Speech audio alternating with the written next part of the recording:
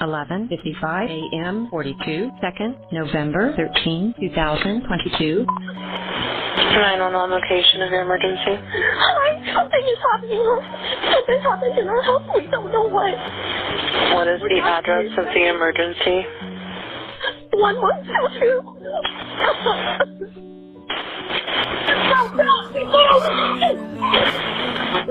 He didn't just take them from the world. He took them from me. My friends.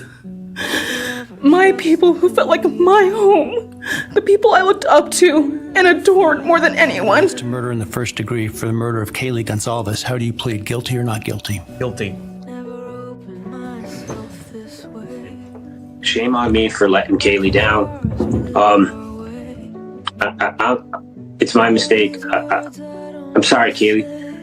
I'm truly sorry that I didn't get you a prosecutor who really believed what happened to you could only be fixed with life. Every day for us something new. Open mind for a different view. And nothing else matters. Ethan won only just literally one time. He deserves it. He deserves.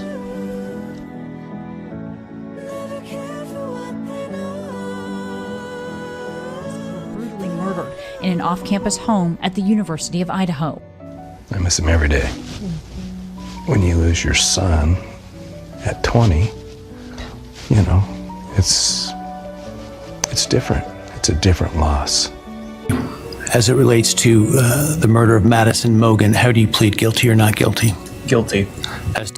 So close, no matter how far. God, I would just give a moment, man. 5 minutes out in the woods. Oh, man. Ooh. There's no place for you in heaven. You took our children. You are gonna suffer, man. I'm shaking because I want to reach out to you, but I hope you feel my energy, okay? Go to hell.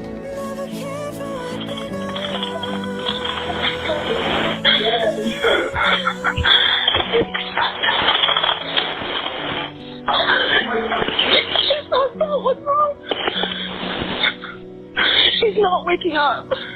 Never open myself this way. Life is ours, we live it our way. Through you. You want the truth? Here's the one you'll hate the most. If you hadn't attacked them in their sleep, in the middle of the night, like a pedophile, Kaylee would have kicked your fucking ass. Thank you. Thank you. Every day for us something new. Open mind for a different view. And nothing else matters.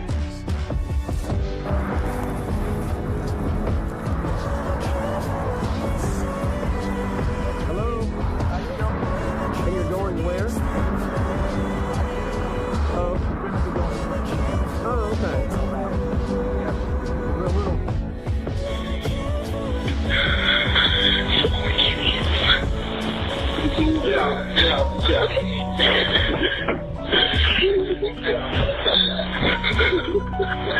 Okay, and how old is she?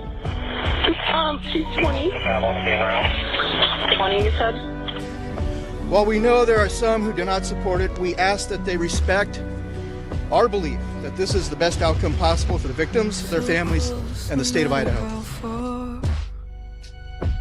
Couldn't be much more from the heart. Forever trusting who we are. No, nothing else matters.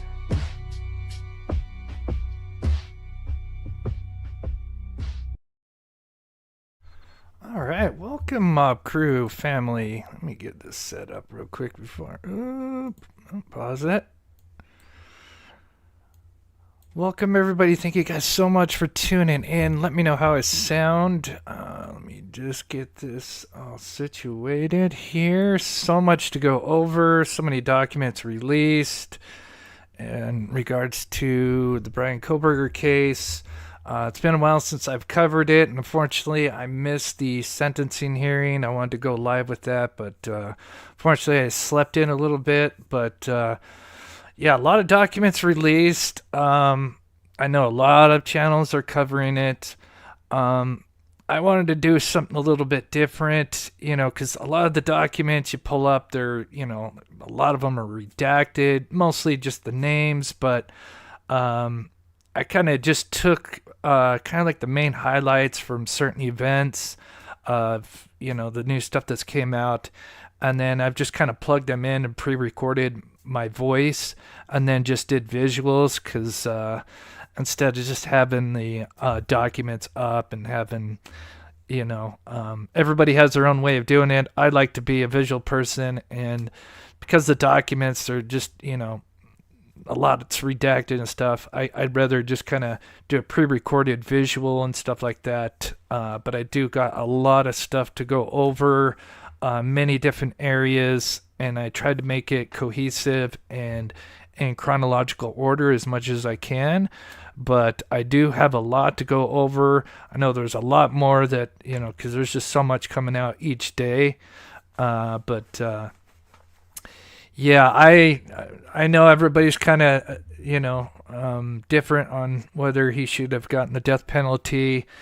I would agree that he should have gotten that, in my personal opinion. I know others may not feel the same, but just the brutality that this guy has caused, it's just unforgivable. Thank you guys, everybody. Everybody's saying it sounds good. All right, I do. I have a great show. I've been working on it for basically 2 days, so hopefully it pays off. And like I said, it's just going to go kind of chronological order, kind of pointing out some of the main stuff. I try to get some surveillance that, most people have shown, but some of it even came from like Dateline, and it was even hard to snag it from Dateline because they copyright the hell out of you. Anyway, I did my best. I hope you guys enjoy. Thank you to my mods, D and Copper Horse, coming in here, and of course everybody, members, chatters, and of course Patreons. So let's get going. Again, so much to go over, and I'll just kind of play a little bit and then pause. But so much. So obviously this is a apartment summer 20 that oops, jumped ahead there a little bit, that Kohberger would move into in June of 2022. Steptoe Apartments, I believe. And then here he is being pulled over in October. But here is just a little bit of background of, what Kohberger was doing when he moved over from the Poconos over to Washington State. 2022, Bryan Kohberger relocated to Washington to pursue a PhD in criminology at WSU, located in Pullman, less than 8 miles from Moscow, Idaho. This move is significant as it established his presence in close proximity to the University of Idaho, where the victims were students. His enrollment at WSU, a neighboring institution, facilitated his access to the area and potentially his familiarity with the local environment, which is crucial for understanding his activities leading up to the murders. Such a monster. Mm-hmm. Yeah, and states vary a lot from laws. Like Pennsylvania might not even have that law. Thank you, Peggy. But in Washington we do. I'm actually just from a very rural area. Mm-hmm. He did. We just don't have crosswalks. Oh. Unless I visit an area where there are crosswalks, and then it's... Yeah, pulled over quite a bit. Yeah, I do apologize if I was asking you too many questions about the law. I wasn't trying to, No, not at all. Like, I understand you're not from here, so, if you don't... A lot of people don't know a bunch of laws. Like, I only know it because this is what I do, but, yeah. If you're ever curious on any more laws, just RCW, and they can be hard to read because it's in, like, legal language, but, hope that helps. Definitely. Yeah, have a good day. Definitely, you too. Thanks. So obviously, just During one his- of the many, obviously got pulled over many times, of course, twice after the murders, and then I think at least once or two or three times. Correct me in chat. I know there was one that literally, I think, channel released today. I think they got the footage. I don't know the date. If you guys know in the chat, let me know. But it is him getting pulled over. I forget what it is. I was working on other stuff as that was coming out, so I just didn't get a chance to really look at that. But yeah. But this will be very interesting. There's something I wish I would have pointed out a long time ago. It's nothing like mind-blowing, but at the same time, it's like, oh, it was right there in front of us the entire time, but we never really pointed it out. But we'll get to that. That's a little bit later on. But this particular stop, along with the stop after the homicides, we'll take a look at the difference between his vehicle, and there is something different. It was sticking out there the whole time. So we'll definitely go over that. They don't have crosswalks. I mean, I guess if you're in that super, just that residential area, maybe. Yeah. Again, I don't know Pennsylvania. But I'm assuming they have crosswalks. Time at WSU, there was text messages between WSU professors which discussed the need for intervention, as Kohberger had offended several female students, suggesting inappropriate behavior. A teaching assistant, referred to as L, reported Kohberger trying to use his authority to inappropriately interact with female students, expressing a desire for a girlfriend, indicating potential predatory tendencies. A WSU student saw pictures of herself and friends on Kohberger's phone, traced to her public Instagram account from fall 2022, despite never speaking to him, raising privacy concerns. Kohberger asked L to help fight allegations from Dr. S, but L refused, calling Kohberger dishonest, leading to his termination from the TA program and loss of PhD funding, as detailed in emails. So obviously there'd be a lot to go over, and I didn't want to make this like a 5-hour live show, so I just kind of picked some of the highlights and some of the newer stuff that's came out. But this is one of them where clearly a student had noticed that there was pictures, and one of them was her. And this is not the only time. Obviously, they noticed that he had tons of photos from Instagram and whatever, just all these different ladies in bikinis and stuff. And it sounds like in this instance, somebody he was trying to get close to was uncomfortable, and then realized that he had a picture of her, very creepy. And then this led to his termination as a teacher assistant. So yeah, very creepy. He was definitely obviously making females very uncomfortable. I also wanted to add in, but I just didn't get a chance, the whole where he was, trying to become law enforcement, and he was abusing his authority again, and making female uncomfortable. So definitely a habit there. So again, for anybody, I'm sure 99% of you are familiar with this case, but if you're not, Washington State University is just on the border of Moscow, Idaho. It's more or less a 10-minute drive, and a lot of students from both universities travel back and forth. So it's, even though it's, two different states, they're really just kind of connected right there. Between June 2022 and... So, before the murders here, this is another thing that we learned more about. We had heard something about, him driving around and connecting to the cell towers near the King Road residence. But now it's being reported that before it was like around 12 times, but now they're saying it's a lot more. November 13th, 2022, Kohberger's cell phone was detected connecting to cell towers near the victim's residence at 1122 King Road in Moscow, Idaho, on multiple occasions. Reports vary, with some sources indicating at least 12 connections, as noted in Wikipedia and other timelines, and others specifying up to 23 connections, primarily between 10 p.m. and 4 a.m. over a 4-month period, as per ABC News and the New York Times. So yeah, up to 23 times between, I don't know if that's still the same window, June to November or October, something like that. But this is also the big one, is the hours. I don't think that was mentioned. We just only heard that, originally it was like up to 12 times that his phone was pinging. But now they're saying up to possibly 23 times. leading up to the homicides. And these were mostly, according to the documents, between 10 p.m. and 4 p.m. And again, if you're familiar with this case, it seems Kohberger was definitely, a night owl, and just takes naps during the day. So kind of odd there. This pattern, often late at night, suggests that Kohberger was frequently in the vicinity of the crime scene before the murders, which could indicate surveillance or planning. The consistency across multiple sources, including court affidavits and investigative reports, underscores the significance of this activity.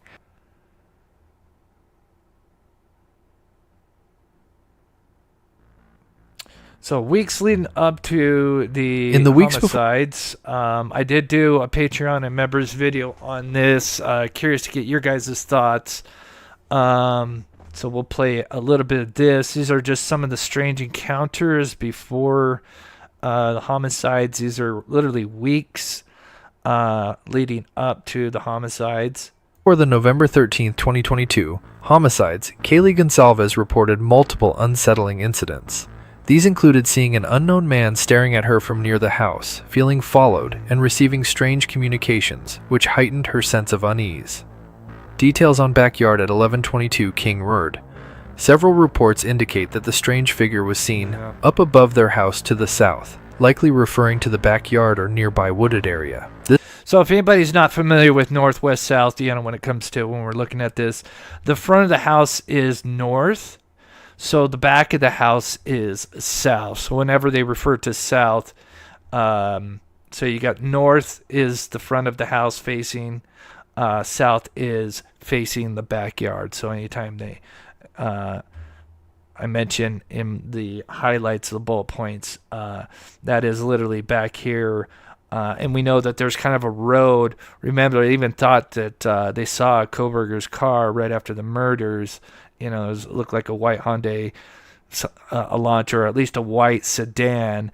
Again, I don't think it's ever been confirmed, but it is kind of weird. If you guys remember that news report, where there's this car just kind of coming by. So if you're looking, down here and you're looking at south, you've got this parking lot that kind of extends over, that overlooks the home here. And then just to the right and above that, the Walanta, I think it's still part of Walanta Drive, it curves around, and there is a spot where you can kind of see, or you could actually even stop and overlook this entire area. This location was also where Murphy, Gonsalves' dog, began exhibiting unusual behavior, suggesting a connection to the backyard. Kaylee Gonsalves' dog, Murphy's behavior, police reports, and interviews with friends suggest that Murphy acted strangely in the weeks before the murders, notably by suddenly running off into the woods. Approximately a month before the murders, Gonsalves reported seeing a shadowy figure or an unknown man staring at her from up above their house to the south, while taking her dog Murphy outside to pee. This was corroborated by roommate Bethany F., who noted Gonsalves described the incident and called her roommates to ask when they would be home, indicating fear. A friend, whose name was redacted as K in police reports, also mentioned Gonsalves saw a dark figure staring at her from the tree line, reinforcing the location near the backyard.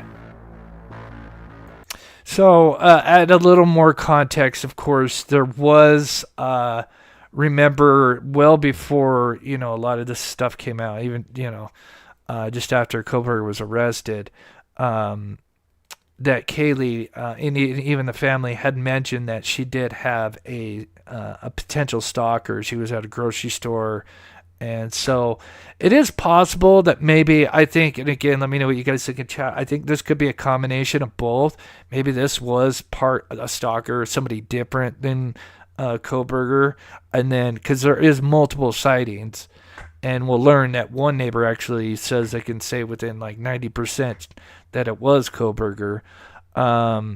So I do wonder if it was a mix between the two, right? Additional strange occurrences at the house included finding the back door open and loose on its hinges at one point, leading the residents to arm themselves with guns. And that's the south end. I'm sure a lot of you are familiar with the terrain, but you have this parking lot that kind of extends back over the their yard. So anybody could just park in this. I don't know how many stalls. There's at least, 5+ stalls. And I think it's on both sides. Correct me if I'm wrong. It's been a minute since I've looked at the top. But I think there's parking here and then parking on the other side. Just extended parking for the apartments because there's a big apartment complex right next door. But yeah, I mean, you're literally you could park in any of these stalls, and I mean, you are just literally looking down, and especially if it's at night, if the ladies, because remember, Kaylee and Maddie, their rooms, their windows face the south. They have to have their windows open or, blinds open, whatever. I mean, you have a, perfect vantage point. Golf clubs out of fear of an intruder. While not directly tied to the backyard, this incident underscores the heightened security concerns around the property. Kaylee Gonsalves Golden Doodle Murphy was found unharmed inside the home after the murders, locked in a room where the crimes had not occurred. Police reports and interviews with friends provide insight into Murphy's behavior in the weeks prior, which appeared unusual and potentially linked to the strange encounters. Also, in the weeks leading up to the murders, Murphy began exhibiting strange behavior, notably by suddenly running off into the wooded area above the house. This coincided with Gonsalves' sightings of the unknown man, suggesting a possible connection to external presence or activity. Friends and police reports speculate that Bryan Kohberger may have attempted to befriend Murphy during this period. This theory is based on the idea that Kohberger's ability to enter the house without triggering Murphy's excitement or anger could indicate prior familiarity. For instance, a neighbor reported seeing a person, 92% certain to be Kohberger, walking through their yard around the same time, which aligns with Murphy's new habit of running off. If Murphy was locked in a room, he would bark, whine, and scratch at the door, as noted by Gonsalves' mother, Christy Gonsalves. However, on the night of the murders, there is no specific mention of such behavior, and police found no evidence on Murphy indicating he entered the crime scene, suggesting he was likely confined during the attack. That is interesting. That is very interesting, especially the neighbor. I don't know, excuse me, what neighbor that was. I don't know if anybody knows in chat. I don't know if they specified in that. Again, I've looked at some of the documents, and then I just kind of went through, and I'll be honest, I used AI to kind of just pull out some of the main highlights and just kind of, make it into a cohesive thing instead of just pulling it up and reading, the stuff like some other channels do. Not saying that there's nothing wrong with that. I just wanted to do something different. But yeah, I don't know if it ever specified that neighbor. But again, they said like 92%, which is pretty, pretty confident that was Kohberger, and I think that was really close up to the murders. So it was the house right next to theirs. Yeah, I'm wondering, was it the, I forget that address, the one with the camera, maybe? And I know there's a neighbor across the street that's got a story as well. I didn't get a chance to work into because, again, there's just so much, and I kind of wanted to make it cohesive and, kind of keep it going because, again, there is so much. But, yeah, really weird. That's right, Shadow. Great comment. How did he know which girls? Because, yeah, what's his face? The guy, remind me in chat. Brain fart when you're on the spot. The guy that's, he's the forensic expert. He's now retired, of course. He's everywhere. I love him. He's been being on podcasts. He's been there like since the beginning. If someone can remind me his name. Yeah, I can't think of it. Anyway, he was on a podcast, and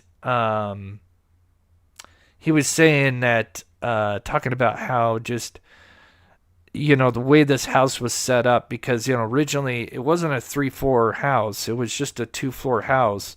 Originally, the bottom part was a garage. Then they turned that into a bedroom, and then it zigzags. When you're going floor to floor, you're zigzagged, and you're getting kind of, if you weren't familiar with that and you're walking in the dark, it begs the question, how was he able to just kind of navigate it so easily? No, not Chris McDonald, but I love Chris. No, it's the forensic expert. Oh my gosh, I'm going to have to pull his name up while we do this because it's going to bother me. I know someone's going to probably say it here in just a minute. I want to say he's got like that thing that's called like the body bags or something like that. Let me look that up.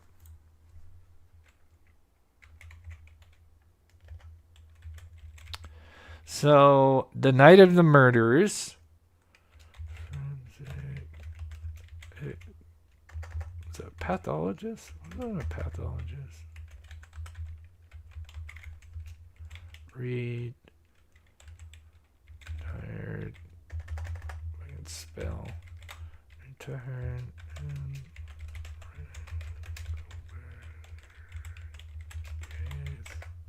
Not Ed Wallace.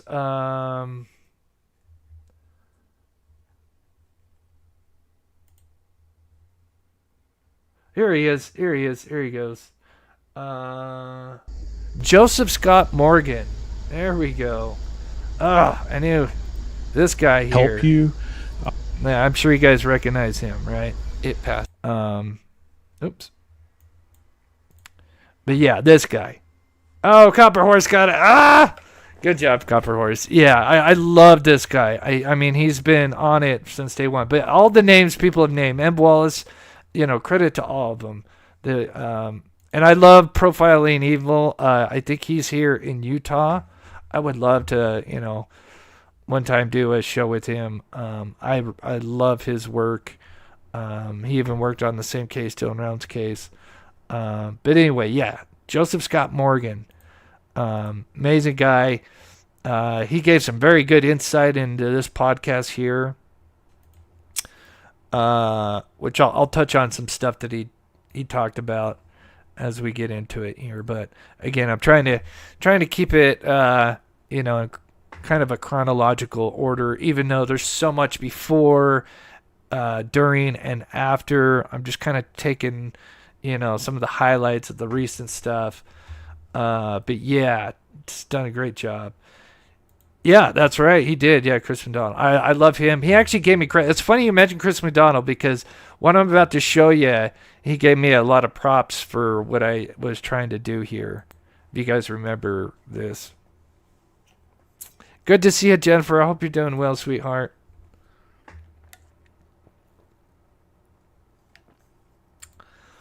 Oh, that doesn't surprise me. I mean, that guy is fascinating. Absolutely got great insight. It's amazing what you can learn from these retired experts. So, of course, Kohberger, just in case if anybody is not familiar with this case, on November the 13th, actually it would kind of start the 12th, but it'd lead into the 13th. He would leave his apartment. Well, actually, no, it was the 13th. I'm sorry. It's tough when you work a bunch of cases. He would leave his home. His apartment. He'd be caught on multiple cameras, which I would love to see, because I'm sure some of those cameras have some better angles of his car. But coincidentally, as he's starting to head over to from Pullman, Washington to Moscow, Idaho, he turns his phone off and or into airplane mode at exactly 2:42. Not suspicious at all, right? But as he's going there, he would be caught on several cameras. I would love to see when they release those. I hope to God they do. I mean, he is caught on... It passes at 3:31 numerous cameras. So this is, and again, I'm just showing a little highlight, but I don't know if for those, let me know in the chat if you guys remember when I did this. Remember, this is, I did this like over a year ago. But this is where, I'm trying to think outside the box, and we had the Linda Lane footage where we can see this, white sedan, Bryan Kohberger, basically just making the rounds. And he starts his first arrive, into that neighborhood is at 3:29. But what I did is I took the audio because I could tell when there was a car, when it would go down this street, I could hear the audio from it. And then I could kind of discern, again, some of the stuff I got right, some of it I was wrong. Because again, I'm only working with, one camera really. But it did serve some good purpose, and I think I did get a few things right, but I think I got just as much as I got right. Again, there's a lot of stuff that he did that we're now learning about what he did in between these, where he's, in my opinion, he's just circling like a shark. But 1 minute and 20 there's going to be footage maybe some of you haven't seen, but I think it's really...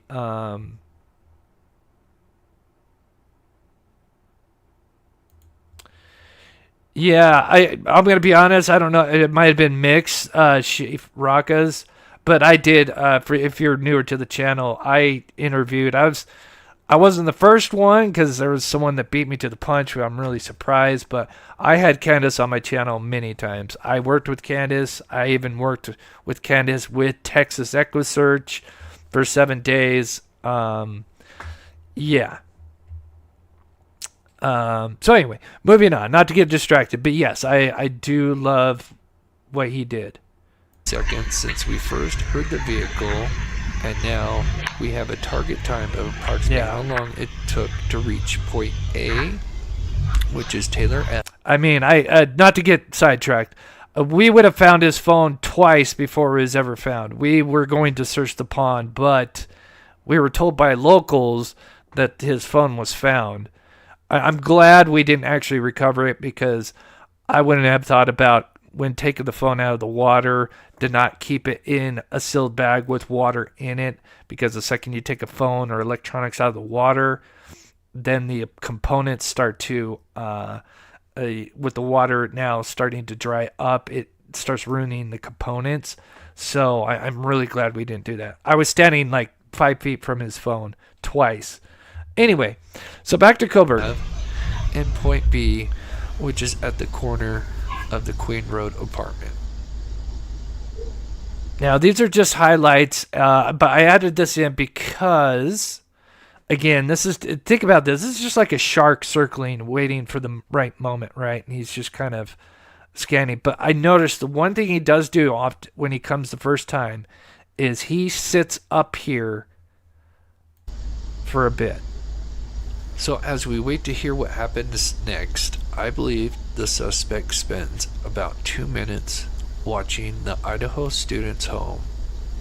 And this confers because there'll be times when he'll come around a building and he literally comes right back out, and you can tell by the timing it's much shorter. So this first initial, when he arrives at 3:31, it's like a lion stalking his... Again, he is either parked up here. He's parked somewhere. He spends at least about a minute surveilling the scene. And I think he's up here watching their bedroom windows, in my opinion. Prey. He is patiently waiting for any activity and planning his attack.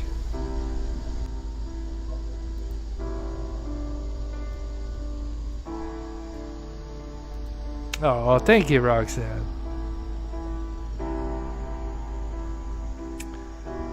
But I just want to highlight this part. We're going to kind of go pretty fast through this.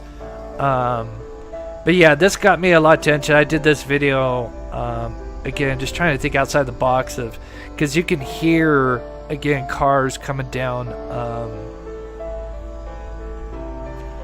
The main road right there. I can't think of the road right now. Shame on me. The road that's obviously the main road up here. And I can tell when a car is going from north, west to east, or east to west. But there we Bryan see Kohberger allegedly bought a K-bar knife, sheath, and sharpener from Amazon in March 2022. about 8 months before the murders of 4 University of Idaho students. This purchase is significant because a K-bar knife sheath was found at the crime scene with DNA linking him to the crime. While it's not confirmed he bought Dickie's overalls, a Dickie's clothing tag was found in his apartment, suggesting he may have purchased clothing from that brand. Court document. So I think he does make one. I think it is confirmed that he does make one big loop around here. But after that, he then starts doing some weird stuff that has been now released. I didn't get a chance to really fill that all in. I'll add a little context to it, but it is interesting.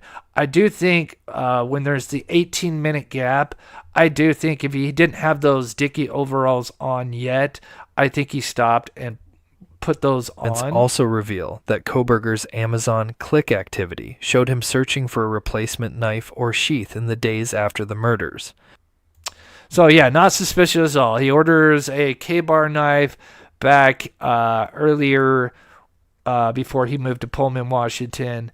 And then shortly after the murders, he is now looking to order a new one, right? So again, we know a K-bar is used because the sheath of it was left behind.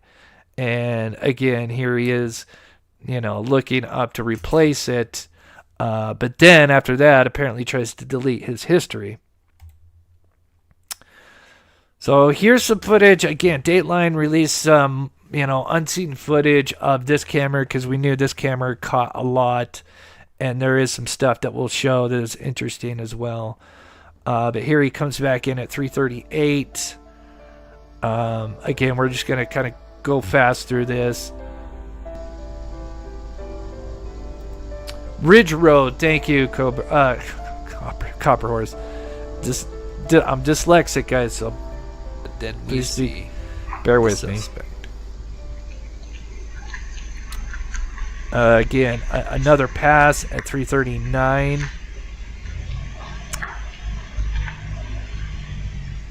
I think this one is where he then just, instead of parking, he just dips out. I believe the suspect does the same thing as the first time. So, I believe the suspect does the same thing as the first. So keep in mind that was a year ago, but I am wrong. Studying the home. He actually is seen leaving at 3:40, so that means he would have had to just. There's no time, so that's him leaving at 3:40. So if he arrived at that 3:39 and you see him leaving at 3:40, that means clearly he only had enough time to drive around. So he wasn't looking. But then between pass 2 and pass 3, there is, all of them are, pass 1, between pass 1 and 2, it's 8 minutes. Between pass 3 and 4, it's 8 minutes. But between pass 2 and 3, remember, this is the one where we just watched pass 2 and he literally just drove right around. I do wonder if these extra 10 minutes, he kind of geared up.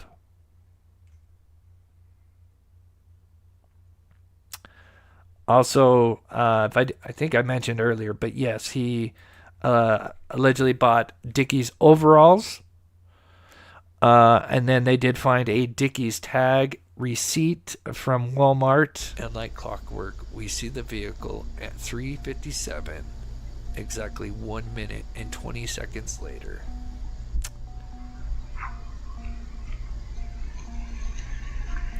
So now this is when we're going to get the DoorDash. So we're going to start adding some new stuff about the DoorDash driver if you haven't heard.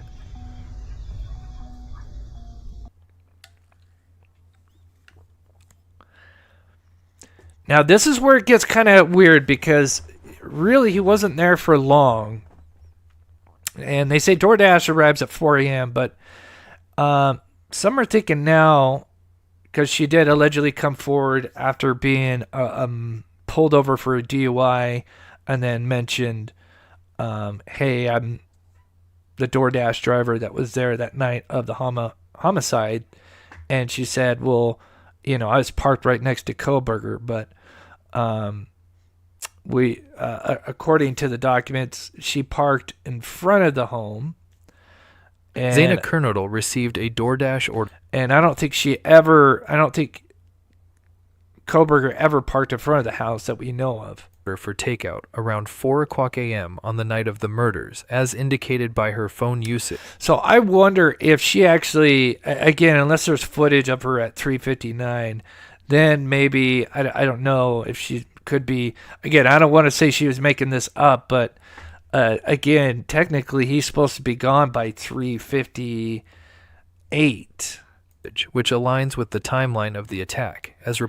But could she have arrived there a few minutes earlier?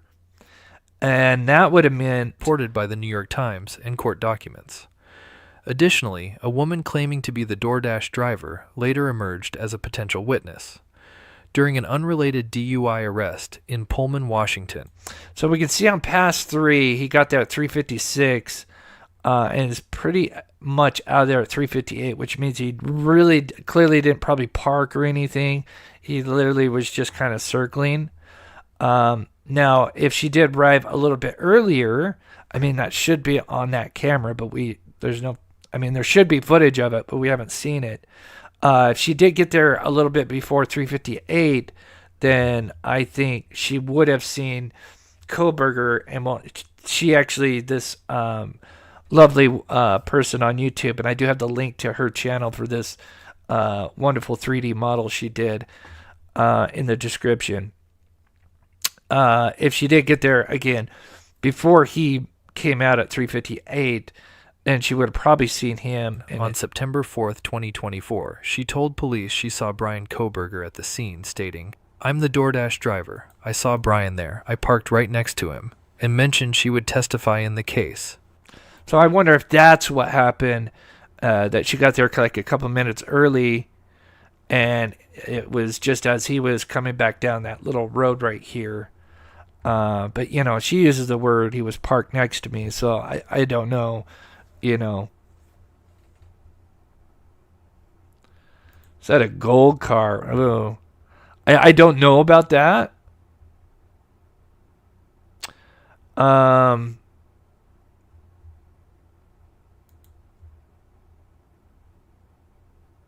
Oh, thank you, Rebecca. Now that would make sense. That would make so much more sense because, it seems like Kohberger clearly that's what I kind of wondered. That's okay if you mention Plunder. I mean, we try not to mention other channels. It's okay. Thank you, Copper Horse. I know you're just trying to look out for me. But I do. I love Plunder, so I have no issues. But that is interesting. And of course, I respect Plunder because I know she does her due diligence when it comes to research. So that would make much more sense. And maybe she actually got there definitely a couple more minutes early. And then maybe Kohberger did park there. Maybe that's why he quickly left again instead of staying there, is because, here comes his car. So that would actually make sense.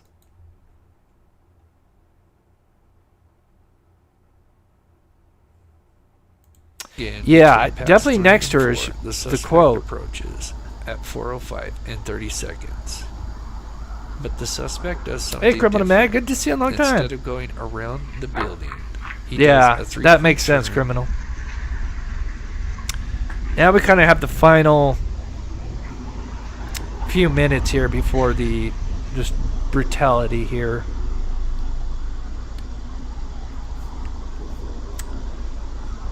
And this is where he does something different. Instead of circling around, he does a 3-point turn, which is odd.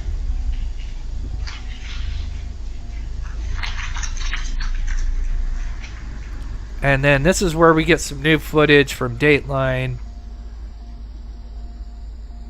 And heads back down Queen Road. Now passing in front of the So maybe if home. she did maybe park, and this is where the suspect would approach up here and then maybe park down here, who knows. But clearly I think he's just kind of scoping, obviously King Road, surveying, and do another 3-point turn. We know this because of the light bulb. And here he is doing the 3-point turn that got now has been revealed. And there you go. So I think it's now. He is now committed. Final time, where the suspect is seen completing the final pass around the apartments. I think he had one target, really. I think Madison Mogan was the target. And sadly, Kaylee, what a shame. I mean, it's a shame all around, of course. But, I mean, what are the odds? She's moved out, right? But she wants to show off her new Range Rover, right? And, yeah, spend the weekend. And, you know, her bedroom was basically packed up. And so I was sleeping in Maddie's bedroom. I mean, the fact that, you know, it appears that I went right to Maddie's bedroom, allegedly, of course. I mean, we know he went upstairs first, no matter what. I think she was the intended target. And I think, well, I'm sure other people have probably, you know, thought of this as well. But the way that the injuries to Kaylee, it's almost like he was pissed off that she was there. So the final pass before the mayhem.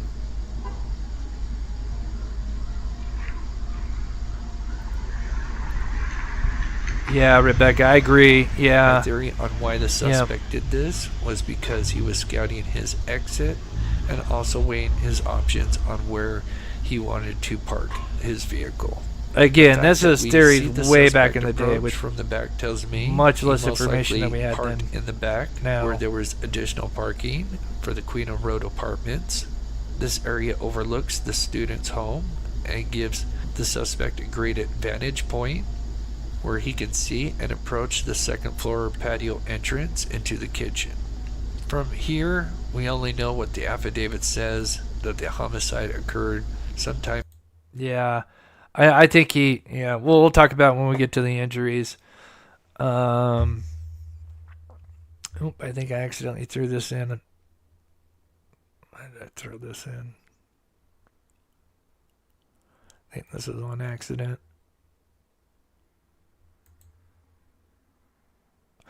Oh, I was trying to show just kind of, because I love her 3D model right here, just kind of showing, you know, it's too bad I know there's probably some photos or videos out there with that some viewpoint from up here, but I mean, just look at that. You are looking like straight into the third floor bedroom windows, of course, being Kaylee and Maddie's, where they were here, right?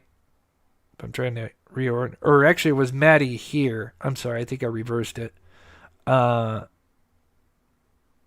yeah, there are two bedrooms here. Because I think Kaylee had the porch, right?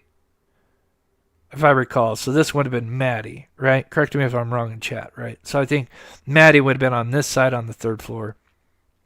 But, I mean, clear view. And somewhere about 409, 410. The autopsy results for the Idaho 4... It was just an absolute... tragedy. We'll go over the victim's autopsy results. So just trigger warning. Not going to get extensive, but just like the basic injuries. I'm not saying they're basic. They're extensive. It's brutal.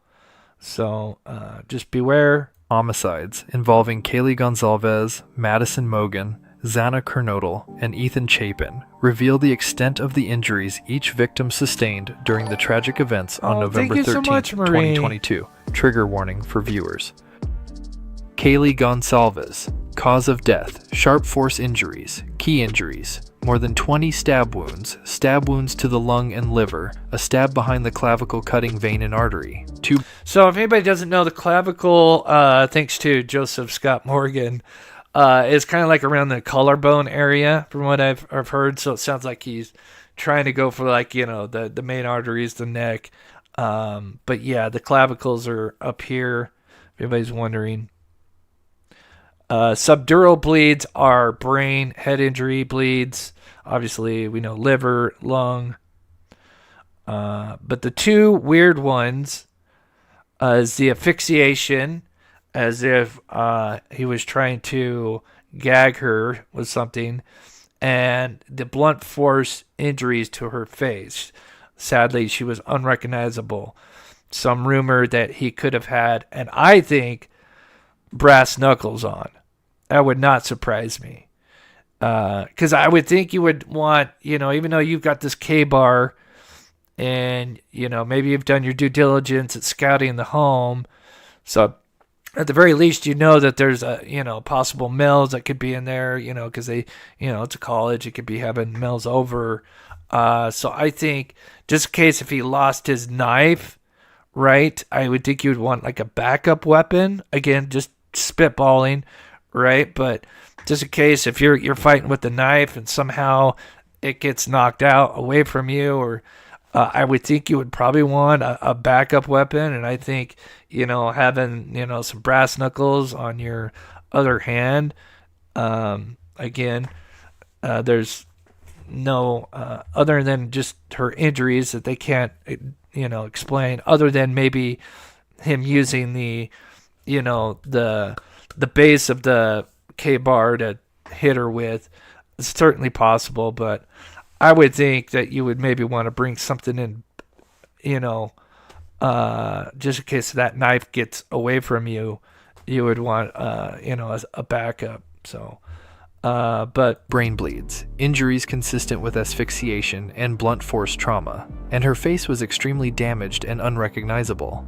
It's theorized that Kohberger could have had a second weapon, such as brass knuckles, to cause the injuries to Gonsalves's head, or possibly the handle of the KA bar knife. Madison Mogen, cause of death, sharp force injuries, key injuries, stab wounds to the lung and liver, lacerations to the liver and lung, wounds to the forearm and hands, likely defensive, and a gash under her right eye from corner to nose. So, before we get to the other two, obviously both girls were in bed. Kaylee was up against the wall between Maddie. So really, she was just pinned in on this massacre.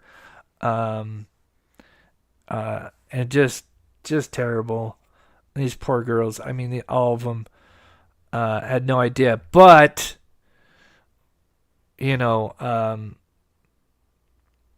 by one little miracle, I think he was, and this is actually kind of quoting Joseph Scott Morgan in one of the latest podcasts. He thinks that, he stumbled across the bedroom. Maybe still hadn't realized that Kaylee was in the bed with Maddie, but Maddie, of course, was being the target. And he thinks that, here we go. This is my target. He takes it out. Oh, he also mentions what's very interesting. This also backs up that he likely had the Dickies overalls on, because those don't have any belt loops. Because a K-bar, a lot of those kind of knives have, a belt loop that you can loop, to keep that knife in that sheath, in that spot. But with Dickies overalls, just like your basic mechanic that you walk into, it's kind of the same thing if you don't know what I'm talking about. They don't have belt loops. So he thinks that, he took it out, unsheathed it, set it down on the bed, thinking, he's got his target, he's going to go to work. And then the blanket, and I think her body ended up kind of covering over the sheath. And of course, luckily, that was found, and that had some of the most damning evidence, in my opinion. You think he got hit her with the knife handle? I mean, it's certainly possible. I think it's one of the two. He could have maybe brought brass knuckles, or even just punched her, because there are wounds on his knuckles. We'll talk about that later. But yeah, the butt of the knife, I'm sure. Yeah, just like I Am Better said, yeah, definitely. Yeah, and again, that comes from, that's all credit to Joseph Scott Morgan. But I think that just definitely more confirms that he had this black or blue Dickies overalls on. Key injuries: stab wounds to the lung and liver, lacerations to the liver and lung, wounds to the forearm and hands, likely defensive, and a gash under her right eye from corner to nose. Xana Kernodle, cause of death: sharp. So, of course, with all the, there's some kind of theories that Xana, of course, we know she got the DoorDash, and then she was on TikTok. So it's likely she had heard the commotion. In Dateline, they theorized that she actually started coming up the stairs. Either way, I think if she wasn't coming up the stairs, she was definitely, either in the living room or kitchen area, and he came down, or she was coming up. Either way, and then, well, of course, you can't let a witness get away, and of course, then he chased her into the bedroom, and of course, she suffered over 50 stab wounds, mostly defensive. Of course, terrible injuries to her hands, gashes for her trying to parry the knife, 2 lacerations to the heart and lung. Absolutely. Force injuries: key injuries, more than terrible. 50 stab wounds, many defensive, with fatal injuries to the lung and heart, defensive knife wounds on her hands. Out of the 4 victims, Xana was able to Ethan, put up a I don't fight, think Ethan and really this is lived sadly there. evident in Probably many spent defensive nights wounds there, she I'm sure. received. Ethan Chapin, cause of death: sharp force injuries. Key injuries: fatal stab wound under the left clavicle. So again, they mentioned the clavicle. That's, the collarbone area. So maybe that's kind of like, maybe it's dark, and he's trying to go for the jugular, maybe misses, hits the clavicle, and then next one, the jugular. Now in the Dateline, now you notice they say sharp force injuries, and they just leave it at that. If you guys saw the Dateline, it was kind of disturbing, and even Joseph Scott had mentioned it, that allegedly Kohberger carved on both of his legs. Again, it's not really specified. But then after that, Kohberger did sit down for a bit. That is mentioned. I'm sure he would have been very, with all that going on, the adrenaline dump would have just happened. And then, of course, then got up. Severing the subclavian vein and artery and the jugular vein. In the documentary for Dateline, they claimed that Kohberger Ethan used was his passed knife to out. carve For anybody who doesn't know, Ethan was very passed out. So hopefully, again, I'm sure all of them suffered terribly, but just brutal.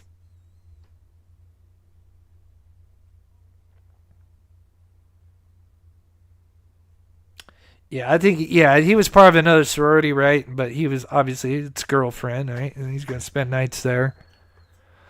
Of course, credit to, I don't want to mispronounce it, Asget Industries. I have the link in the description. But yeah, here's him allegedly sitting down.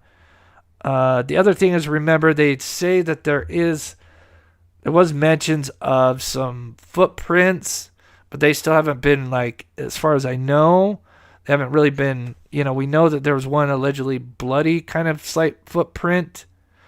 And then they also mentioned that there was a Van Shoe logo. And then, of course, we have Dylan, who, had heard this, but had no idea what was going on. I feel really bad for her and all the stuff that she's been through. I know a lot of people are mixed on how their surviving roommates handled it. Hey, Junior, good to see you. So here is, I wanted to play this because this is one of those pieces of clip that it's really hard, because even though it's on Dateline, I've tried to snag it from Dateline before, just this clip, and like it got copyrighted all to hell. I had to do some workarounds to get this clip. It's a pain in the ass. All for just this. And I can't even play the audio, because if I play the audio, it'll pick up. But this is him leaving the scene. And this is the first one, slow motion, and then I'll play the regular motion if you haven't seen it. But he is flying out of there like a bat out of hell. So that's slow motion. Here is the regular motion right here. And you can hear the screeching and scratching as he's making these turns. And, you know, some people think that he nearly hit this car over here because, I mean, he cuts his corner fast. So, again, I think this guy was, in my opinion, this guy was a complete idiot. I mean, there's so many different ways. They could have had such a huge case built against him. I mean, between all the camera he's caught on, just getting to the crime scene. This guy, again, for somebody who's supposed to be kind of studying criminology and all that, he was an idiot. I mean, he left all these clues everywhere. So anyway, yeah, but pretty wild. And I don't know if you guys remember this. I was always wondering if this would have amounted to something. I wanted to play this. Right now, there's nothing in the documents saying, you know, it's certainly possible this could have came from another car that just kind of whipped around the corner. Obviously, a college town. But I just wanted to put this in there because I don't know if you guys remember that. I always thought this would, because obviously, you know, they could get the tire width. The footprints were observed outside. You know, we've seen that kind of work done where they get tire prints and they can kind of obviously, you know, work their magic that direction. But that's never, as far as any of the documents, nothing has ever come of that. So that could have been maybe just another car that did that.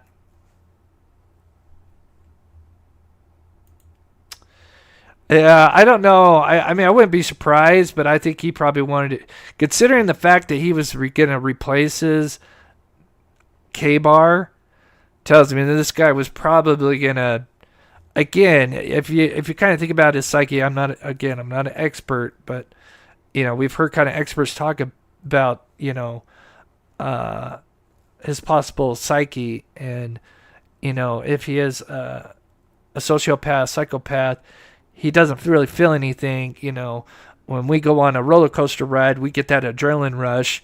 Whereas someone like him, if he goes on a roller coaster ride, he's not going to get that same feeling.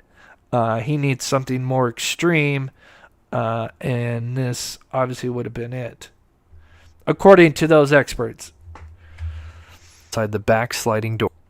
So another thing that we've learned recently, so going back to new stuff here, is that there was footprints found. Not inside, but outside. The footprints were observed outside the back sliding door, specifically the kitchen slider. They were described as very large, leading from the door and extending outward. An officer wrote, "I observed the trail of footsteps head away from the slider, then turn right around a stump in the backyard and lead toward the front of the house." So they're saying that the footprints came out the slider. And remember, there'd been a little bit more snow. Remember, it'd snow a little bit after the murders, right? It'd be just covered. But that night, there was still quite a bit of snow right here, you know, where the sun isn't reaching. But they did observe, what they call very large footprints that led this way. So I do wonder, did he come around this way? Maybe just to kind of check to see if there was anybody out front. Maybe just to kind of scan, you know, because obviously his exits, he only has one exit. So maybe this was him kind of scouting, you know, what's going on outside instead of just going right to the car. Again, just a theory. The clavicle is the collarbone. Oh, okay. I thought when he mentioned it, it was like kind of around in there. So again, that's what he made it sound like. But gotcha, Ellen. I appreciate that.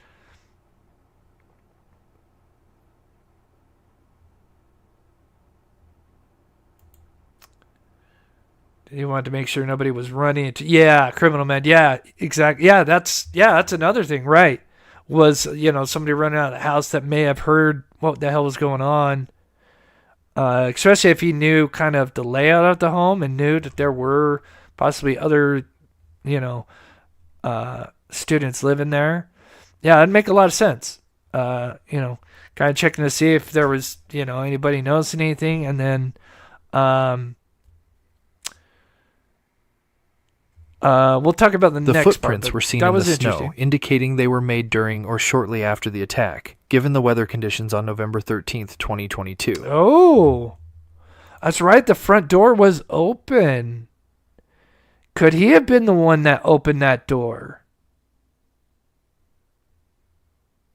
Interesting.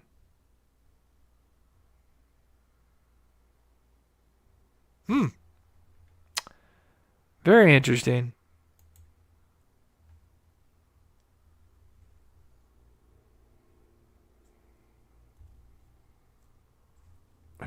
The clavicle. Let's go. Okay, gotcha. Dylan Mortensen. Again, when Joseph Scott mentioned it, it's been a couple days when I saw it, but he said in the area of the collarbone. So that's all I can remember. Two surviving roommates provided a detailed account of her observations on the night of the murders. No, he definitely exited through the sliding glass, because remember, he was walking out as Dylan, we're going to see right here. Her statements, as reported in police documents and news articles, include the following. Sighting of a masked man. Mortensen told police she saw a man in the house wearing black clothing and a mask, which aligns with descriptions of Bryan Kohberger's appearance during the crime. This sighting occurred after she heard noises, including a scream she believed came from Kaylee Gonsalves, suggesting the attack was already underway. So remember, she saw him walk right past, and there is still some that wonder if he did actually see her, but he was just so spent that he's just like, I'm getting out of here. So we know he went out the sliding glass. Carrying a container. She described the man as carrying an object that required both hands, which she referred to as a container. This detail was highlighted in court by Lada County Prosecutor Bill Thompson, who noted... Yeah, what do you guys think he was carrying? I always go back to like Dexter and stuff, and how, if everybody's watched the Dexter series, obviously I was a huge fan. And I think she also mentioned like a bulge around his waist area. Just makes me wonder what else he had. Clearly, he knew enough about forensics. Clearly, that's why he wore the overalls, most likely. And he had the baklava, so he had most of his face covered except for his eyes, where she could see the eyebrows. And yeah, I do wonder, she said like a vacuum, but I do wonder, did he have maybe like a container that he put down somewhere, maybe in the living room or something? And then as he's walking out, he is now going to derobe, and this is kind of like a trash can or something that's, maybe got a garbage bag, and he just derobes, he's got another layer on below, but he derobes that, the overalls, and then, puts that in the container or whatever, and then that goes like in the trunk or whatever, and, so any kind of evidence that would have been from the house that would have transferred to the home or to the car is now been, sealed up in some kind of thing. That's my idea anyway. Or she was drunk and she saw a container. It's certainly possible. Or backpack, yeah. Backpack, certainly. Yeah.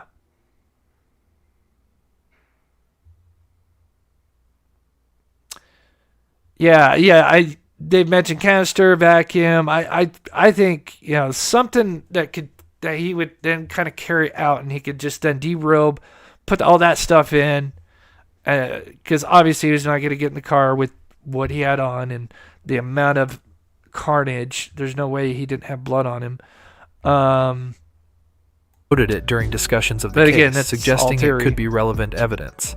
Speculation includes possibilities such as the container for holding evidence, a vacuum cleaner, or a memento from the crime scene. It is unclear what exactly Kohberger had Yeah, I'm and watching or it used to now. clean up after the murders.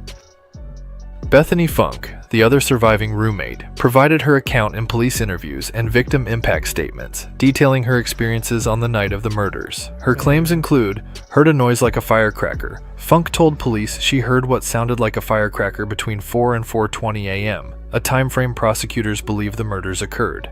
This noise was significant enough for her to call Dylan Mortensen into Yeah, what do you guys think about that? The firecracker thing. And she said she saw like a spark under her door.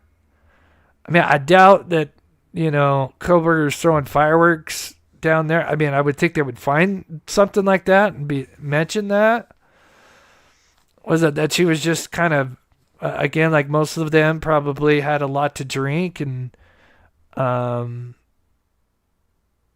just experiencing maybe the noise from something kind of triggered something in her to think that there was firecrackers.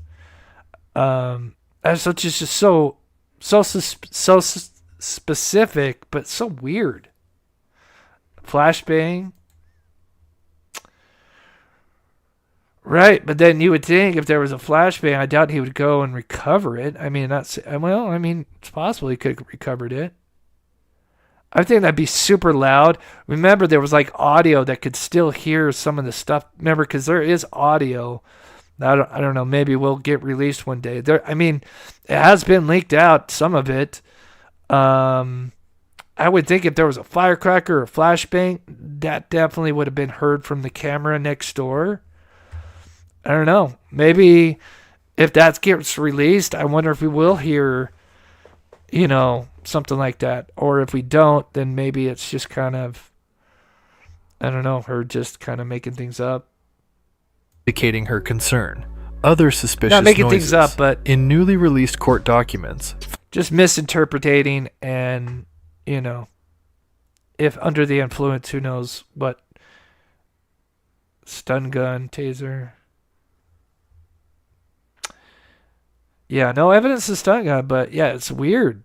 Funk Really mentioned weird. hearing additional suspicious sounds, including the dog barking and the ping pong table. Because remember, they can hear the dog barking. If you remember, they have the audio from the neighbor next door.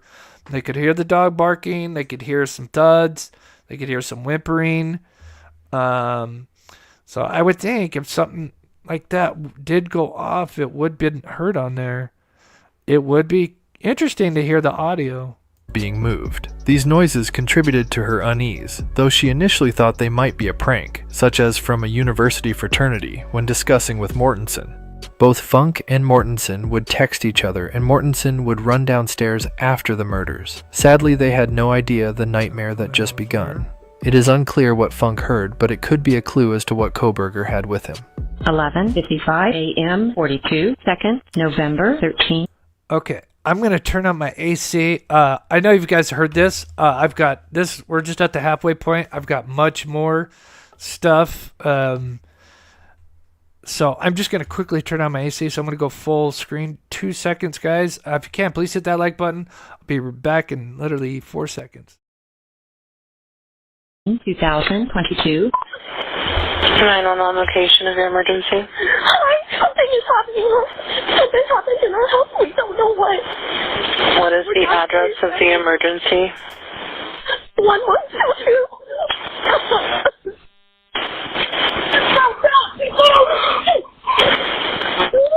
What is the rest of the address? Oh, Kings Road. Okay. And is that a house or an apartment? It's a house. Can you repeat the address to make sure that I have it right? Give me 1 second. I'll talk to you guys. We live at the White, so we're next to them. I need someone to repeat the address for verification. The address, 1122 King Road. And what's the phone number that you're calling from? What's your phone number?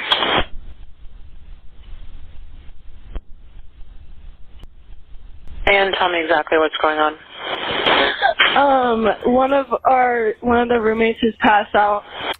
So I don't want to go too much into this, because again, there's so much, and I don't want to have like a 5-hour live show or anything.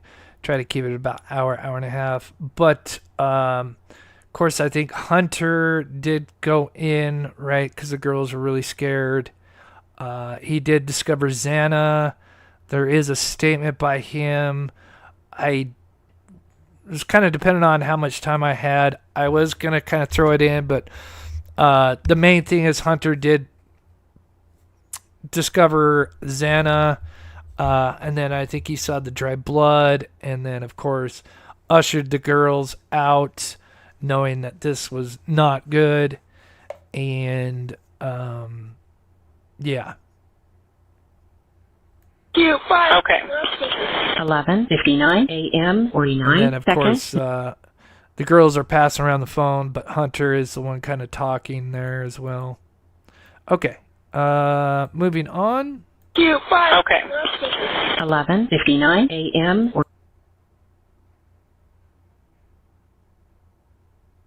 49 seconds. November 13, 2022.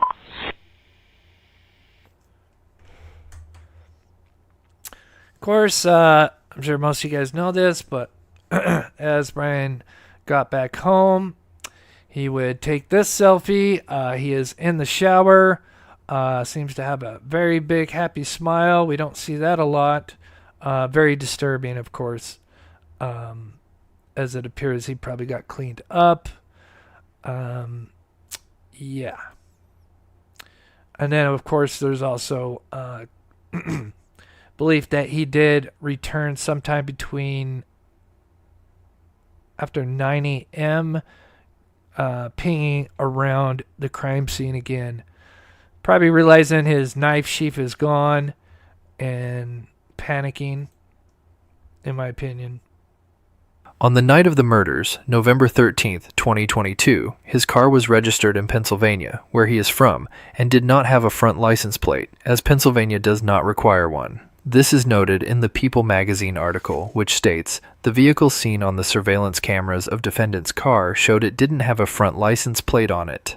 5 days after the murders, on November 18th, 2022, Kohberger registered his car in Washington state. This involved obtaining a new license plate, likely reflecting the Washington registration process. The People article adds, furthermore, so here I got something I'll show you that, again, it's not like a big bombshell, but I did want to show you this because it was like, man, I wish I would have seen this, but I'll explain why we probably didn't really catch this until later on. But as you can tell, before the murders, he still had his Pennsylvania license plate. And I think his Pennsylvania driver's license as well. Which usually, at least when I had to do it, I had to kind of because usually you want to update your license, right? But it appears maybe he didn't do that right away. And Pennsylvania laws do not require a front license plate. So keep that in mind, because the car that was seen on countless cameras, which hopefully I hope they do all get released, because I'm sure there's probably some really good views, especially of the front, because I want to see the front without the license plate, because I'm sure it's there. But then, of course, after the homicides, Kohberger also obtained a completely new license issued by the state of Washington, and he managed to do all this without raising any red flags because his license and registration were expiring within days. This suggests he was in the process of changing registration, possibly to align with his move to Washington for his PhD program at WSU. Oh, thought I left that up there longer. So here, let me move this over. There. Sorry. So on the left is before the homicides. And again, I apologize because, again, remember the car is kind of dirty here when they get pulled over 2 different times. But you'll notice, again, that that's the Pennsylvania license plate. But shortly after the murders, coincidentally, he gets the Washington State license plate. So as you can see, again, I know it's really crummy because the car's dirty, because they've been driving and going through all the dirt and snow. But clearly, different license plate, different number. So before and after, No shock there, right? The amount of evidence they had on this guy is unreal. I mean, my God. No wonder he took a plea deal. The defense knew that they were done. I mean, this guy would have gotten the death penalty, in my opinion.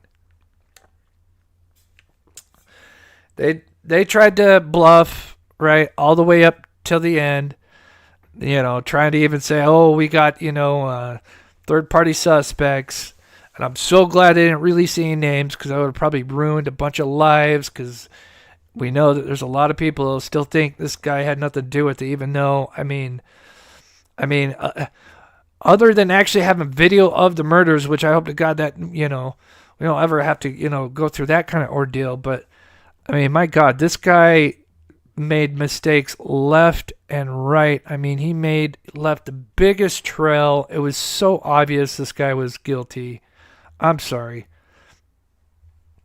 But not. But do you guys see that? Like, boop. How convenient. He updates his license plate right after the murders, and of course gets the front license plate as well. Very, very convenient. At WSU. A teaching assistant at Washington State University reported seeing wounds on So yeah, we about halfway through the show. If you can, please hit that like button. It does help out this channel. Again, I spent probably a whole day putting this together. Thank you, Marissa, again for the $5 super chat. That means the world. It does help me out. Burger's knuckles on two separate. So this is now the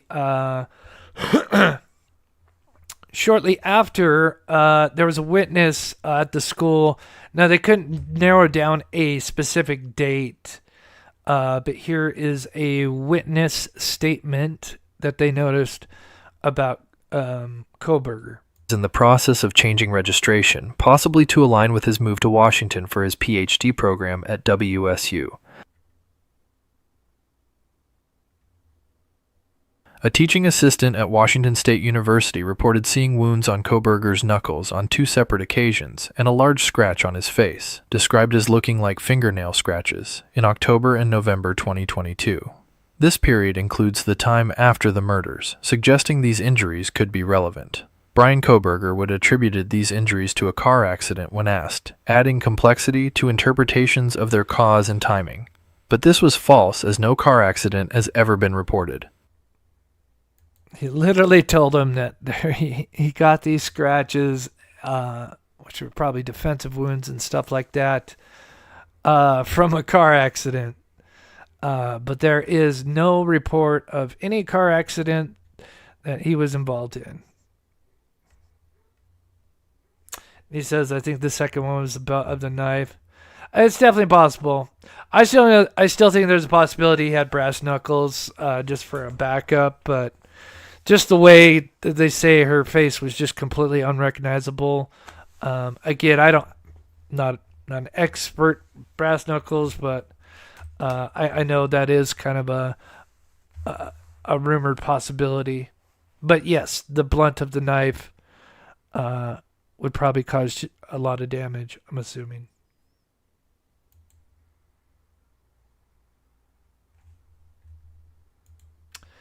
Yeah. Oh, yeah.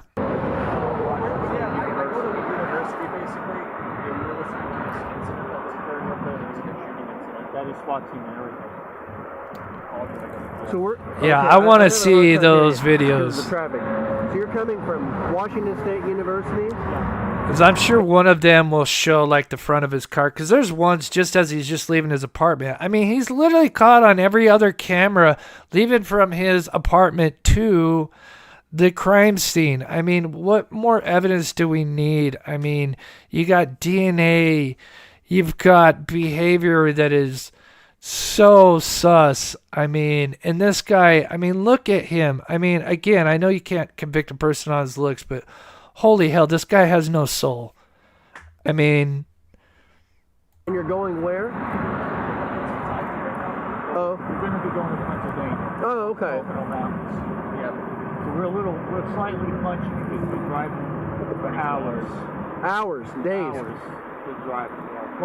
Yeah, he definitely would add gloves. That's true. Okay.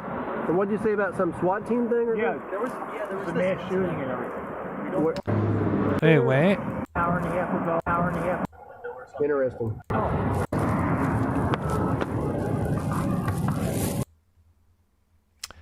So now, after the arrest, some interesting stuff, if you haven't heard, which is I find quite hilarious. Probably times to come when he's already arrived at his new home. But here is the short interview. Again, not the actual interview. That hasn't been released. But here is what was reported in the interview right after the arrest. The interview of Bryan Kohberger with law enforcement, conducted on December 29, 2022, following his arrest for the murders of 4 University of Idaho students. Kohberger started the interview by engaging in small talk with the detectives. He discussed college sports, stating he didn't follow WSU football much but was a baseball fan. He also talked about his studies at WSU, his role as a teaching assistant, and his background in criminology, suggesting he was initially cooperative and calm. When introduced to Corporal Payne, Kohberger remarked, "You do look familiar," indicating some level of recognition or prior exposure. This comment was part of the initial rapport-building phase. When the detectives explained that the interview was related to the murders in Moscow, Idaho, Kohberger acknowledged he had heard about the incident through a university alert. He replied, "Of course," when asked if he had heard about it, but did not provide further details, appearing to deflect from the topic. The interview remained calm initially, with Kohberger speaking at length about his academic pursuits. I'm sure he enjoyed that, right? Because we know that he likes to be the smartest person in the room. Before the conversation shifted to the reason for his arrest. Shortly after being asked about the murders, Kohberger invoked his Fifth Amendment right to remain silent and requested to speak with an attorney. Multiple sources report that he stated, "Well, I think I would need a lawyer," and later emphasized, "I have the utmost respect for law enforcement," but stated it was a constitutional right to speak to an attorney. He repeatedly asked for the specific reason he was being interviewed but insisted on legal counsel. The interview was terminated shortly after, with detectives respecting his invocation of rights. The brevity, lasting between 5 to 15 minutes, suggesting Kohberger was aware of his legal protections and chose not to proceed without representation. So Bryan Kohberger, of course, the second. I'm just trying to pull up the live here. The second they started asking about the the murders, and I don't know if you guys caught that when Corporal Payne came in. Kohberger, let me play that one more time if you missed it.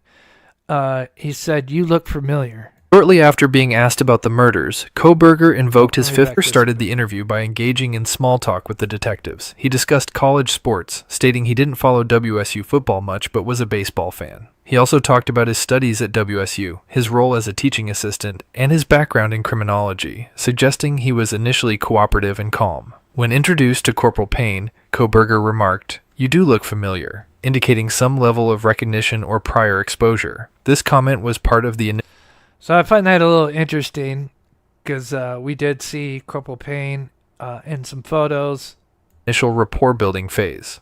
When the detectives explained that the interview was related to the murders in Moscow, Idaho, Kohberger acknowledged he had heard about the incident through a university alert. He replied, "Of course," when asked if he had heard about it, but did not provide further details, appearing to deflect from the topic.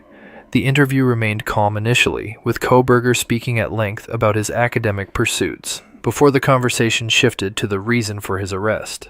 Shortly after being asked about the murders, Kohberger invoked his Fifth Amendment right to remain silent and requested to speak with an attorney. Multiple sources report that he stated, "Well, I think I would need a lawyer," and later emphasized, "I have the utmost respect for law enforcement," but stated it was a constitutional right to speak to an attorney. He repeatedly asked for the specific reason he was being interviewed but insisted on legal counsel. The interview was terminated shortly after, with detectives respecting his invocation of rights. The brevity, lasting between 5 to 15 minutes, suggesting Kohberger was aware of his legal protections and chose not to proceed without representation.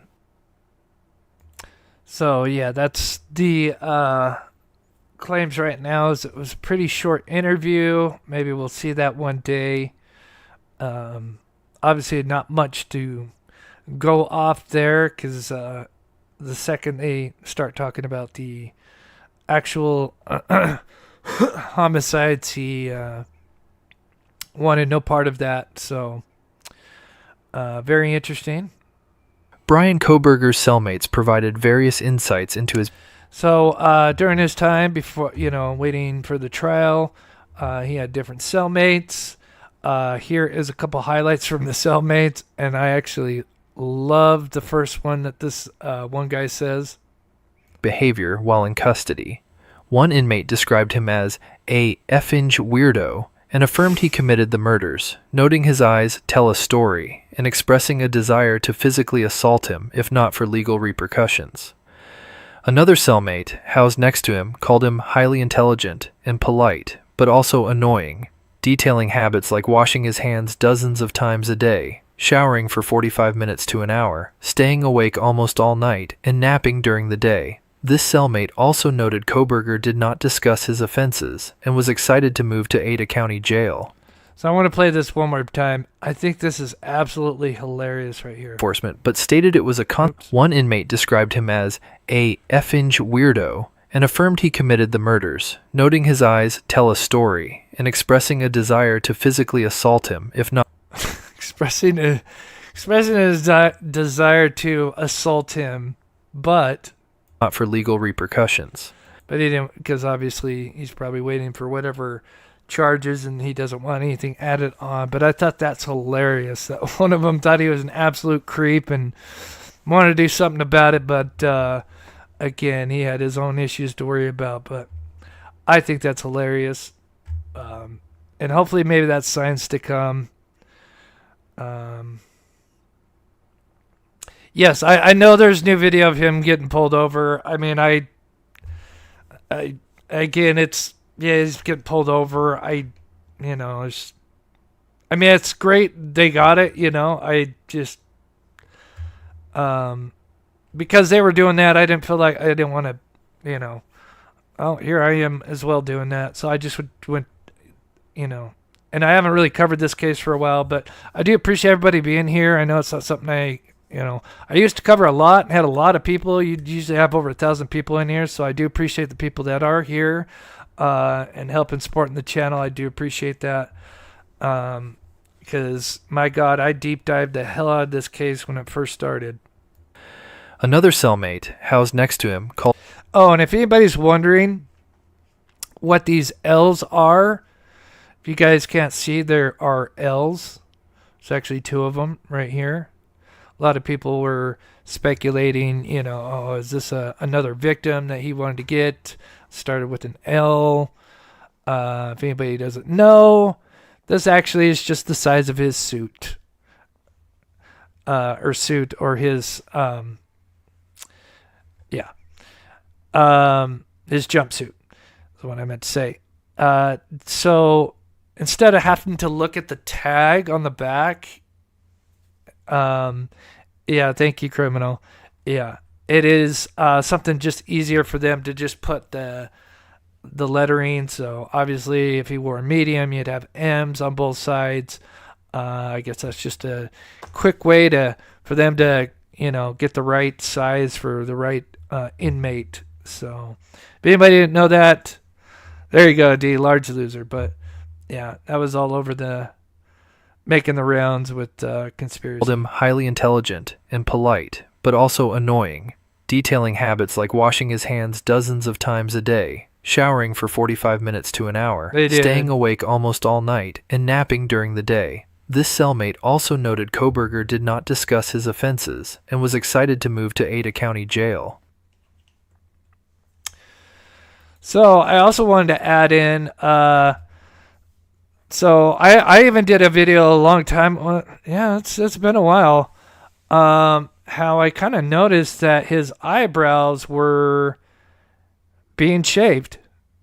I mentioned this a long time ago. Not saying I'm the first person to notice it, but I know I did a video on it because if you guys remember, I said he's got the bush.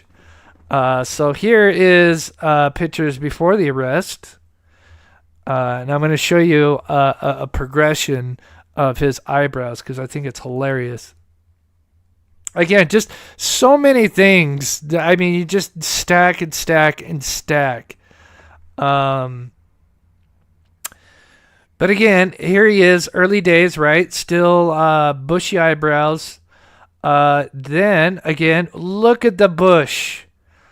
Look at the bush. Look how dark. Again, these are early days, right? Very early days. Some of the first court appearances. And then we have one of the last court appearances. It almost looks like he has no eyebrows, which just makes him look even creepier.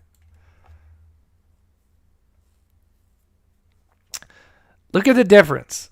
And we'll zoom in just in case you're not convinced. Oh yeah, this guy was definitely trimming his eyebrows.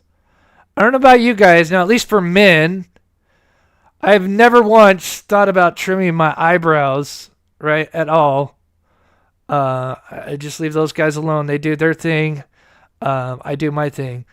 But this guy was definitely trimming his eyebrows. It is absolutely just clear as day. Because this guy had the bush, right? This guy had the bush. I mean, this guy had a forest above his eyes. And then all of a sudden, and if you look as time progresses, that forest and those bushes start to disappear. Again, if you had nothing to do with this, I don't know why you're taking the time to trim your eyebrows. And I'm so glad that he was called out on it in the impact statements, because it is clear as day. I did a video like over a year ago. Imagine, I'm like, holy shit, this guy is trimming his eyebrows. It is just clear as day. I mean, again, there's shots where it just looks like he has no eyebrows. It's creepy as hell, you know. Again, I know there's some people that, you know, they just can't grow hair, right? So they don't have the eyebrows. There's one famous actor, you know, amazing actor, been in some great movies. Anyway, getting distracted. But yeah, like it was clear. I could see it as they went on. Yes, he was debushing.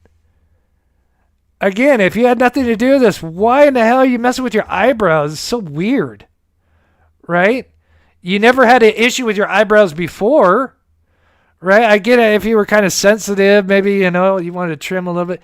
All of his eyebrows look, before the, you know, homicides, all the same, in my opinion. Now you're starting to get rid of these bushy eyebrows. Come on.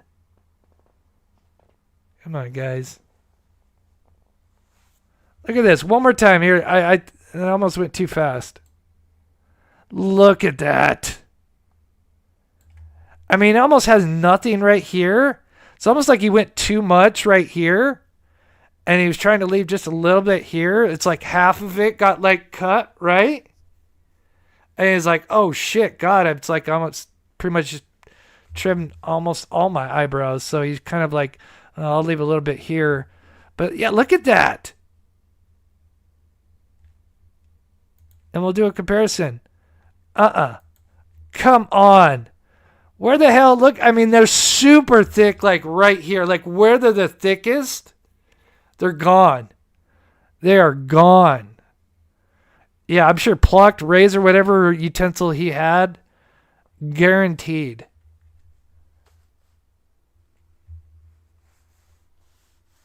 Guaranteed. Absolutely. He's got the bush. He had the bush. And he tried. And it looks terrible because they're not even, and they look terrible. I mean, look at that. Just, again, he's trimming all up here, and then he's trying to leave like And it's tough to say, like, with the lighting, like, how much he even left up here. I mean, it looks like he left a little bit here and almost just trimmed this side almost all the way off. Couldn't even make it even. It's disturbing. Yes. Yeah. I'm so glad she called that out. I am so glad, because I called that out over a year ago. Like, it is so obvious what he was doing.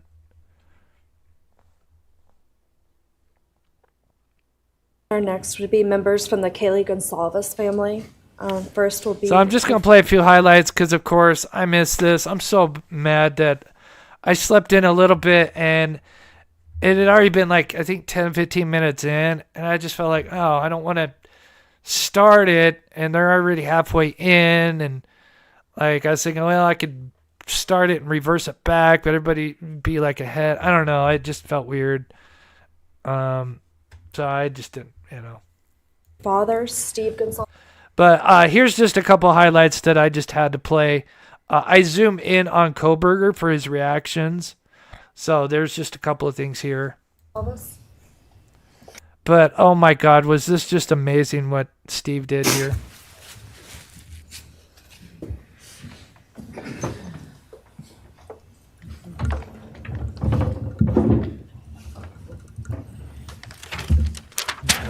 Yeah.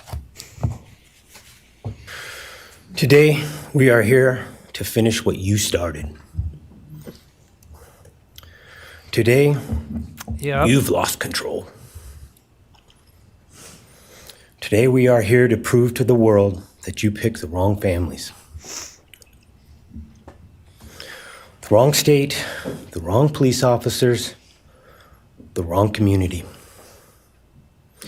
You tried to break our community apart. You tried to plant fear. You tried to divide us. You failed. Instead, your actions have united everyone in their disgust for you. So I've noticed, I've been trying to go back and look at this. There's a point, I'm not sure if it's at the end of Steve's statement, but he starts nodding for a bit. But then when the sister comes on, who has like the longest statement, he's really just kind of just doing his stare and blink every other few minutes. It was weird. He does this nod for a bit. I just learned from these lead investigators, to their shock, they worked in an investigation and actually worked with Pennsylvania police officers and the federal FBI. You united everyone. Everyone was united after you. None of us are divided. We are united in our disgust and our love for these children. Today you have no name. Because when this all started, we all came together and we said, let's stop even talking about his name and just use initials. So even the media just calls you BK. That's all you are. Looking back when the police officers knocked on my door, told me what happened to my child, told me what happened to Maddie Mae, I don't think he was even out of the driveway before my kids turned around, looked at me and said, what do we do, Dad? I told them, you get to work. You get your ass to work. And we started calling, we started texting, we started emailing. And you know what? Within hours, we had your white car on the camera. We knew from the very beginning we had you. So I'm assuming that was probably the house, obviously, that, is facing, the entrance of King and Queen that caught his car, obviously coming and going multiple times. I mean, it's pretty obvious, again, other than actually having camera inside the home where, showing him actually murder him. I mean, he made every mistake in the book. It's so obvious. But yeah, I'm assuming he's talking about that camera because obviously you're just seeing a white car constantly coming and going constantly. And then, of course, right after the murders, it's peeling out. So it's pretty blatant obvious that was most likely the vehicle responsible and the person in it. I'm not going to play all this. This is just a couple of clips I want to play. Took everything that they did, their videos, their photos, the girls' pranks, Ethan singing. We put it out there. We shared it with the world. And the world united. It is nuts. I mean, again, I don't want to get too much in it, but I cannot believe how many people are still out there that think he is innocent. I am blown away. A certain person, Candace Owens, who's got a huge platform. The guy, I mean, he admitted he's guilty. I mean, he admitted that he's guilty. Right? I mean, they had everything. They had DNA. I mean, everything, him leading up to the crime scene, leaving the crime scene, video evidence, DNA. I mean, all these weird things before and after that he did, literally changing his license plate. I mean, everything. The weird stuff that he did when he went back to his parents' home, which I didn't get to add in this live show, about him cleaning his car and his sister. That's what I'm waiting for, is the whole sister to come out, or statements by her, if we'll ever hear those, about,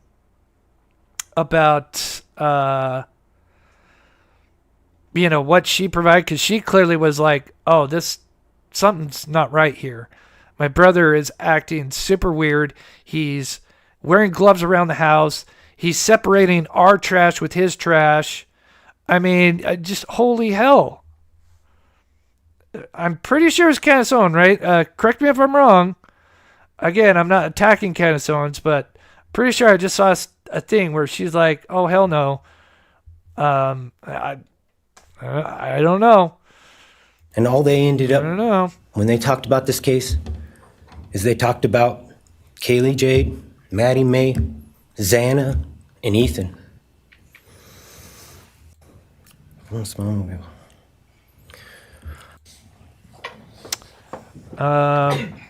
Then of course the Hello, sister. I'd like to start by thanking the court for allowing. Every day I'm angry. I'm left shouting at the inside of my. I'm just going to play the last part of hers. I mean, he pretty much, as I'll move it here, he almost actually looks like he's going to fall asleep for a minute here. This is one part where he's kind of like, I don't know what he's doing. Is he like, this is weird. He does, this is the only time that I had noticed he does that when she's speaking. You on without weird. Them, for them. That dream to read aloud my love to them, to bring meaning through pain, was the latest blow in realizing you don't deserve it. And Kaylee down. I think she made him uncomfortable. And for that clarity, I'm thankful. I won't stand here and give you what you want. I won't offer you tears. I won't offer you trembling. Disappointments like you thrive on pain, on fear, and on the illusion of power. And I won't feed your beast. Leaving your apartment, please detail what you were thinking and feeling at this time. Why did you choose my sisters? Before making your move, did you approach my sisters? Detail what you were thinking and feeling. Before leaving their home, is there anything else you did? How does it feel to know the only thing you failed more miserably at than being a murderer is trying to be a rapper? Did you recently start shaving or manually pulling out your eyebrows? Yes! Why November 13th? Oh my God, I wish I could find the date of the video I put that out. Again, I'm not saying I'm the first person to, I'm sure others have, noticed as well, but I just remember, I'm sure maybe Jennifer does as well. I don't know if I did a live or if it was both, but it was like, oh my God, like I was just looking at photos and then his recent court hearing, I'm like, this guy is definitely like trimming his eyebrows. Did you truly think your Amazon purchase was untraceable because you used a gift card? Oh, that's right. How do you find it enjoyable to stargaze with such a severe case of visual snow? Where is the murder weapon? The clothes you wore that night? What did you bring into the house with you? What was the second weapon you used on Kaylee? I think What were there's a second Kaylee's weapon. last words? Please describe in detail the level of anxiety you must have felt when you heard the Bearcat pull up to your family home on December 30th, 2022. Which do you regret more? Returning to the crime scene 5 hours later, or never, ever going back to Moscow, not even once? That's another great point too, right? Because the cell phone is literally, now we're up to 23 times before the homicides. And then he goes back once right after, sometime around 9 a.m., somewhere around in there, his phone's pinging. And then after that, he never goes back to Moscow. Again, I mean, the evidence just, oh my God, they would have, this guy, I think the only thing, because I saw someone mention earlier, well, why didn't they, push for not take the plea deal?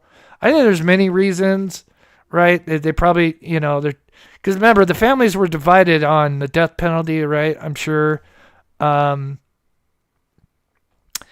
then again, it's one thing to convict somebody, but it's another, to convict, how people feel about the death penalty, right?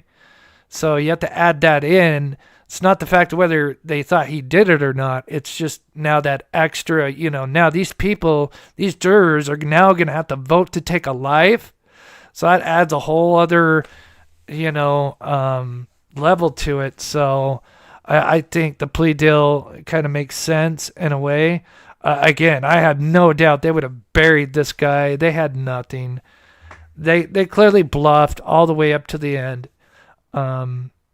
And they folded because they knew they didn't have anything. They tried to push for a continuation. They had nothing. After stalking them there for months. If you were really smart, do you think you'd be here right now? What's it like needing this much attention just to feel real? Yeah. You're terrified of being ordinary, aren't you? He's awake now. Do you feel anything at all? Or are you exactly what you always feared? Nothing. If you're so powerful, then why are you still hiding, defendant? You see, I'm here today as me. But who are you? Let's try to take off your mask and see. You didn't create devastation. You revealed it. That's kind of weird. He kind of changed his head almost like he's like, oh, that is interesting. That was an interesting little movement. You see, I'm here today as me. But who are you? Let's try to take off your mask and see. You didn't create. That's interesting. Again, I'm no behavioral analyst. That's just interesting because he doesn't make much movement. I mean, he just stares and blinks 99% of the time, except for at the beginning, he kind of looks like he's going to nod off there for a minute. That is weird. Devastation. You revealed it in yourself. And that darkness you carry, that emptiness, Sadly. You'll sit with it long after this is over. That is your sentence. And it was written on the wall long before you ever pled guilty. You didn't win. You just exposed yourself as the coward you are. You're a delusional, pathetic, hypochondriac loser who thought you were so much smarter than everybody else. Constantly scolding, turning your nose up to grammar mistakes, nitpicking and criticizing others. You wanted so badly to be different, to be special, to be better, to be deep, to be mysterious. You found yourself thinking you were better than everyone else, and you thought you could figure out the human psyche and see through it, all while tweaked out on heroin. Lurking in the shadows made you feel powerful because no one ever paid you any attention in the light. You thought you were exceptional, all because of a grade on a paper. You thought you were elite because your online IQ test from 2000 patterns are predictable, your motives are shallow. You are not profound, you're pathetic. You aren't special or deep, not mysterious or exceptional. Don't ever get it twisted again. No one is scared of you today. No one is intimidated by you. No one is impressed by you. No one thinks that you are important. You orchestrated this like you thought you were God. Now look at you, begging a courtroom for scraps. You spent months preparing, and still all it took was my sister in a sheath. You work so hard to seem dangerous, but real control doesn't have to prove itself. The truth is, the scariest part about you is how painfully average you turned out to be. The truth is, you're as dumb as they come. Stupid, clumsy, slow, sloppy. So, one last thing we'll play here. Kaylee, and Maddie. It's about honoring the Xana was everyone's one love and peace, knowing that judgment ultimately from God get the future. But I will carry her with me for the rest. Will echo. Grateful to know and have met Was this some guy? new family Two last things here. because of Yeah, this she was awful amazing. event. Oh my gosh, Oh my god, that's a great highlight. I played all, but one day I would like to go back and look, see if there's. I know there's behavioral analysis that have probably broken that all down, but I mean, for the most part, he just stares and blinks every once in a while. Again, of course, I'd never be in that position, but I could only imagine just sitting there and somebody schooling me like that. I don't even know if I could look him in the eye like that. That is somebody that is just, in my opinion, has no soul. But this is probably the last time we're all going to be in the same room together. Let's be real. So I can say, I love you all. This is my and I feel other your favorite pain, part. And just God bless us all, you know? Just get through it. I had stuff wrote up. It was probably best I didn't read it out. Probably get kicked out of here, so... you know, I'll share one thing to you guys, not to you, with Xana and Jack, and put him in a dress. I don't know, she was funny one day like that. Nothing from us. You, man, I don't know what my limits are here, but I'm really struggling, dude. I am struggling, so I wanna just be out in the woods with you just so I can teach you about loss and pain. I love God. I wouldn't take your life. That's up to him. But I guarantee you, you are weak. God, I would just give a moment, man, 5 minutes out in the woods. Oh, man. Ooh. You're going to go to hell. Oh, I cut off that last part. Oh, man. Where he tells him to go to hell, but oh my gosh. Yeah, and yet, yes, when Steve moves the podium, oh my god, yeah. I played that part earlier. I cut that off. Damn it.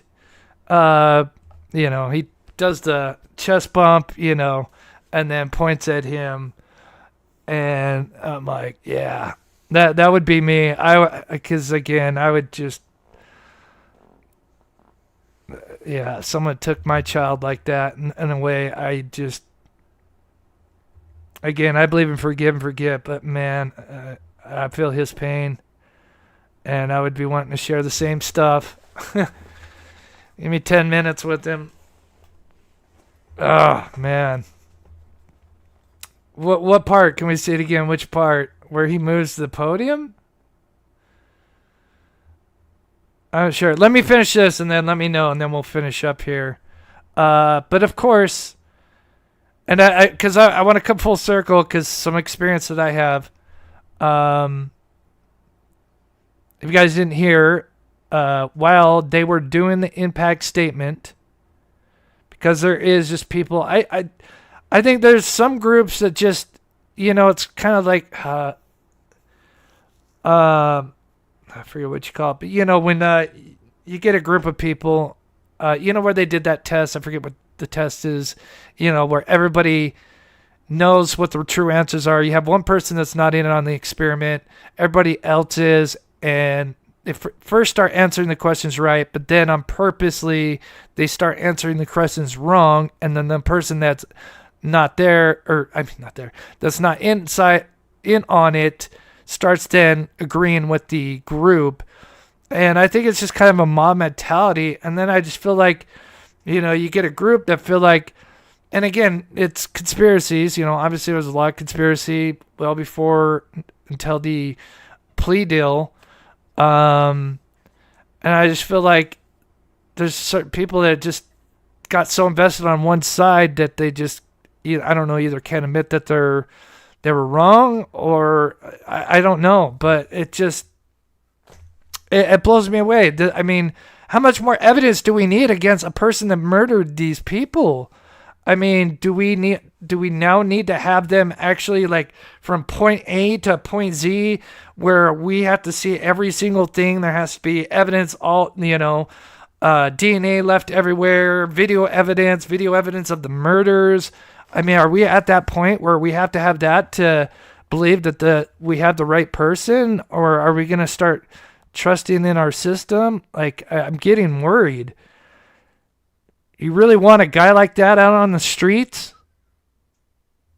You want to take that chance? Remember Crime Circus Clown guy who's like, oh yeah, I'd be best friends with him. Here's an argument. I forget one of his arguments. I used to watch his videos and just be like, oh my God, this guy's getting this many views. And he says something like, oh, well, Kohberger had a little bigger toned body. Boom. Some stupid, like argument that it's not Bryan Kohberger, and then go boom. And I'm like, and then I'd be his best friend. Boom. And that was his spiel, and I wonder where that guy is. But anyway, I just, again, we all get things wrong, right? I get things wrong. I was into the 9/11 conspiracy big time, and slowly, eventually got pulled out of it. But I mean, again, yeah, I was stubborn. But anyway, long story short, if you didn't hear, during the impact statement, if things just couldn't get any worse for this poor family, the victim's family, this happened. During Bryan Kohberger's sentencing, Christy Goncalves, Kaylee's mother, faced a disturbing threat via text message while sharing her impact statement. This added to the emotional weight of the day, and her family is investigating the incident. Threat details. The text claimed the sender was nearby in court, watching her, and insisted Bryan Kohberger was innocent. It also referenced serial killers, including BTK, and mentioned giving the family's address to someone in Moscow, Idaho, described as a wannabe serial killer. What the fuck is wrong with people? I'm sorry. You're going to get the snarky Chris. What the hell's wrong with you guys, man? Holy hell. So I just want to share a story. Sadly, this is just the world we live in. And I hope they find the asshole that sent this and anybody that's related to it, and they sue the shit out of them, and they go to jail, and I hope they're in the same cell as Kohberger, because so I've worked on the Dylan Rounds case, I've worked on the Include case, other cases, and it never fails. It doesn't matter what case it is, and the bigger it is, the more weirdos come out of the woodworks. Every case. One day, if Aiden Clune case gets solved, I'll have a big story to tell you guys, right? It'll even combine with the Dylan Rounds case. But in my experience, and the little experience I have, and it starts small. I'm not just saying sickos. You just get people that just have to insert themselves, right? It's like they need attention. And then the more these cases get bigger, the bigger weirdos start coming out of the woodworks, right? And I'm not saying the weirdos that believe he's, innocent. I'm not saying all of them are weirdos, right? I'm just saying there's a select few that, okay, it's one thing that they're stubborn or like, okay, I think he's innocent. You're not going to change my mind, but they're not going to do anything about it, right? And that's, that's fine. That's your right, right? But there's those weirdos that take it too far Example, the YouTuber that killed the other YouTuber. There's remember Doug live from Northport, the Gabby Petito case. After that, remember he had a beef with another YouTuber, and the guy showed up at his house, and Doug ended up having a heart attack. Luckily, he basically died, but he got resuscitated. Thank God. Again, there's people out there that are just messed up. And it just blows my mind. But again, like, I understand the conspiracy sells, but at one point, when are we not going to, and I know it's tough for me to say this because I'm working on the Sebastian Rogers case where I do think there is corruption. But in this case, it's just been cut and dry from the beginning, right?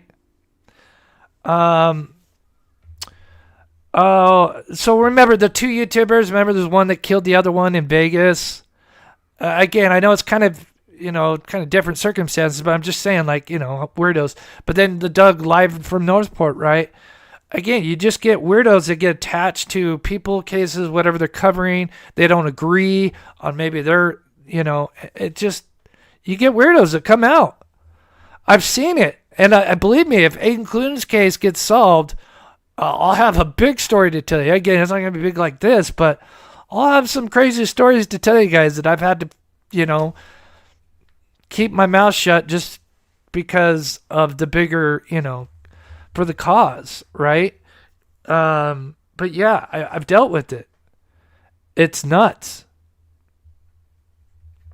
And it's just disgusting. And again, this is the victim's family, right? Like, what do they have to do, right? They're not the prosecution. They're not the state of Idaho, right? It's so stupid.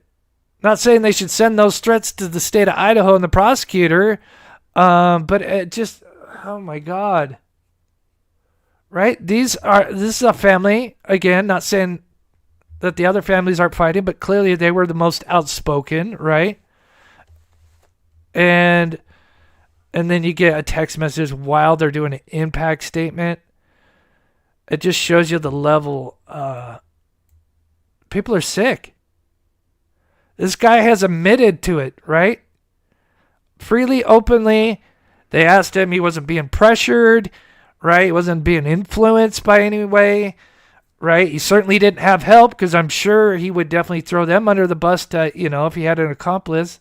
He did it. Like, let it go. But again, that's just my 2 cents. But yeah, you go look on Twitter. I shake my head. I shake my head. There was no tunnels leading up to the dam, the tunnel stories, just everything. Anyway, sorry to get on my soapbox, but again, I've experienced it on a smaller level, and as been a YouTuber covering true crime, I've seen it, and I've experienced it literally firsthand. I have dealt with these wackos, and I cannot wait one day that I could share my stories, because again, they're not going to be at that level, but they're still, again, these people are just weird people out there. And some just want the attention, and that's as far as they'll take it. And then you never know. There's those few. And that's why I get so upset at a certain fish sticks in the Sebastian Rogers case, because of what he, claimed about the neighbor's child, and knowing that there's these sick people out there that, again. Yeah, the Kopaka thing, right? It sounded good in the beginning, right? But then you look at it, it's like, yeah, dude, that poor guy's name got dragged under the bus. He had fucking PTSD, experienced a bunch of shit, and he came back and, he boarded himself up and he took his life. It had nothing to do with Bryan the Idaho 4. I get people that were looking into it because, you know, the timing of it and everything. But then it's like, no, the guy just had demons from fucking serving his country and, you know, didn't get the help he needed and took his life. And then, of course, you know, people fucking dig that stuff up and won't let that go. But again, where's the evidence, right? You've got a mountain of goddamn evidence against this guy. Just mountain. And I mean, they're only getting started, right? I have how many terabytes, right, of evidence against this guy? I forget. And we've only probably seen just a taste of what's to come. But again, it's just I go back to like, do we now have to have like actual video evidence of the person killing them and their DNA mixed in and everything for us? I mean, cases have been solved on circumstantial evidence for as long as court systems have been alive. And it's like, now that's, you know, circumstantial is not enough. I don't know. Sorry, I'm on my soapbox. I'm going to hop off down, but oh yeah, okay, yeah. It's crazy. Again, I understand conspiracy sells, right? If I wanted to blow my channel up bigger, I would go more the conspiracy route. But it's like, I mean, I do it on occasion when I feel like it's there and it's worthy and there's something, you know, there's a little bit of weight behind the conspiracy, but I'm not going to just dress up you know, and I'm not trying to attack Crime Circus, but again, I'm not going to dress up a clown and make up just the worst arguments I've ever heard in a case and say boom after every little argument. Again, nearly 100,000 views. It just blows my mind. I don't know. I have to sleep at night. I'm sorry. I'm not going to sell my soul to the devil. I'm sorry. I just can't. But I just want to thank Marie for the $5 super chat. I know it's kind of the end of the month. Let me know. Hit the like button. I mean, I would love to cover more of the stuff that comes out with Kohberger, but, you know, if there's not a lot of people coming in, I don't want to spend 2 days putting stuff together for it not really to be a big thing. So let me know in the chat. You know, share your comments, if not, I'll move on to other stuff. I would love to finish out strong with what's coming out, but we'll just have to see. All right, guys. Thank you to my wonderful mods, D, Copper, Jennifer. I think I saw Sensei in here. And, of course, to all my mods, members, patrons. I just put out stuff for members and patrons. I am working stuff on Sebastian, as always. I do have something I'll probably have tomorrow.